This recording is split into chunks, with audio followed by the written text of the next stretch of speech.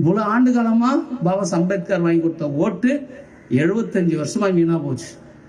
நீ வீணா போதுன்னு சொல்லிட்டு யானைக்கு ஓட்டு போதுங்க, அந்த அதிகாரம் எப்படி இருக்கு போது பாருங்க. இப்படி ஓட்டு போட்டுதான் வீணா போது, ஓட்டு போடு கன்சிடர் ஒரு நோட்டு ஒரு ஓட்டுன்னு சொல்லி 67 எம்எல்ஏ வந்துட்டாங்க. முதல் 96ல 95ல 67 எம்எல்ஏ வெற்றி பெற்றாச்சு. ஆட்சி அமைக்க முடியல.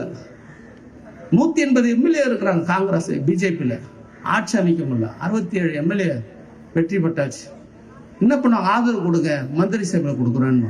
இதனை நடைமுறையில் அரசியல் நடக்கிற நடைமுறை. கன்சிலமையா சொல்றாரு, நீ ஆதரவு கூட நான் ஆட்சி செய்யறேன்னு.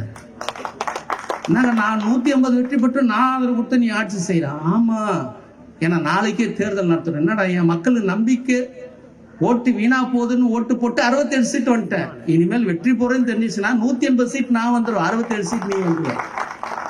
நாளைக்கே தேர்தல் நடத்தினார். அதனால ஆதரவு எனக்கு கூட நான் ஆட்சி செய்யறேன்.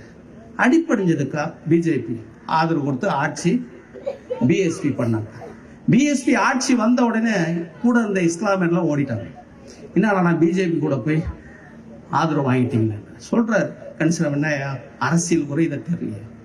2000 வருஷமா அவன் காலுக்கு நம்ம செருப்பா இருந்தோம், கொஞ்ச நாளைக்கு நம்ம காலுக்கு அவனை செருப்பா பயன்படுத்தலாம்னு பாக்குற.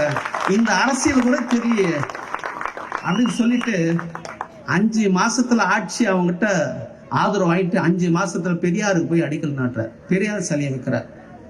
அத்வானி உடையாடுறாரு. முரளிமணி ஜோஷியா, கன்சிராம்ஜி இது ராமர் பிறந்த பூமி, கிருஷ்ணர் பிறந்த பூமி, அயோத்தி, காசி எல்லாம் இருக்கிற இந்த இடத்துல வந்து தாடிவாலா போட்டோம்னா செலவுனா நீங்க பாபா அம்பேத்கர் சிலையை 100 சிலை வச்சிருங்க. அடிக்கல் நாட்டு நீங்க வந்தோம், ஆனா இந்த மனுஷனுடைய சிலை வேணாம் இங்க அப்படின்றாங்க. ஏன்னா அவர் செருப்பால வச்சார் ராமரை, அதனால வேணான்றாங்க. சொல்றாரு, இது என் கொள்கை, என் குரு செய்ய வேண்டிய கடமைன்றார். கடமை இருந்து நீ குரு செய்யற கடமை இருந்தா நான் ஆதரவு வாபஸ் வாங்கிக்கிட்டார். ஆதரவு வாபஸ் வாங்கிக்கிட்டாரு. இது சிறப்பு இருந்தனா வீரமணியை கூப்பிட்டார். 3 நாள் அகாமடேஷன், 3 ட்ரெயின்ல இங்கிருந்து போறாங்க. போகும்போது வீரமணி சொல்றாரு, பத்திரிக்கைலாம் பார்த்தேன், வாஜ்பாய் அறிக்கை பார்த்த நாட்டுடைய பிரதமர் ஆதரவு வாபஸ் வாங்க போறான்னு. அடுத்த ஆட்சியில ஃபுல் மெஜாரிட்டி வந்தோன்னா நம்ம சிலையை வைக்கலான்றார். வாயான்றார். யார? வீரமணி.